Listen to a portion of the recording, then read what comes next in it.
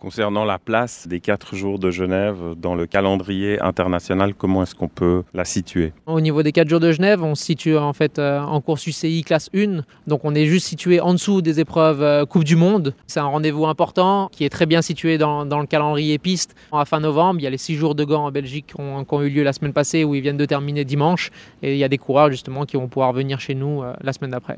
Les Suisses viennent pour participer parce que c'est en Suisse, ça évite beaucoup de frais de déplacement aussi pour marquer beaucoup de points.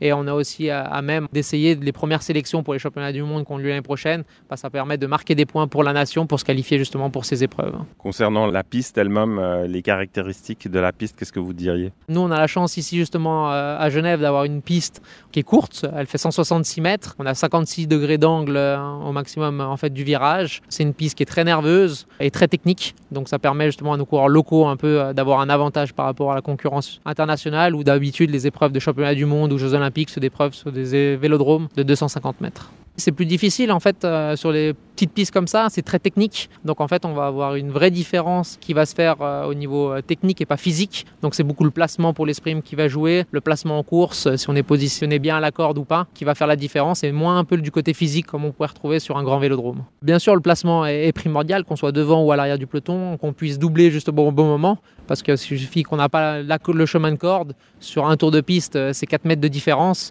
Donc c'est pour ça que là, c'est important. Et il y a moyen en fait, de faire des grosses accélérations en jouant avec la piste, en montant tout en haut et en descendant très vite, justement d'avoir des grosses variations de vitesse qu'on pourrait moins avoir sur un grand vélodrome. Quelles sont les principales disciplines et à quoi est-ce qu'on peut s'attendre? On aura les disciplines bien sûr de la Madison, qui est l'épreuve reine durant ces 4 jours de Genève, avec une Madison minimum par jour pour toutes les catégories, où là ils sont 2 sur la piste et ils vont pouvoir se passer des relais à une course qui va se dérouler à peu près à 55 km/h de moyenne. La Madison, c'est une épreuve qui se dispute en fait à 2. On a un coureur qui restera en fait sur le haut du vélodrome qui est en attente, un coureur en course qui sera situé en bas de la piste et à chaque fois qu'ils vont se croiser, ils vont pouvoir se donner un relais en fait avec la main et donner justement la force à son coéquipier pour reprendre sa position dans le peloton. Ils vont se passer des relais toutes les 40 secondes, donc il y a une personne qui est à bloc pendant 40 secondes qui est en course et ensuite il passe le relais à son coéquipier pour 40 secondes et ainsi de suite, généralement sur une course qui va faire entre 20 et 30 km. Après, nous allons retrouver des épreuves assez particulières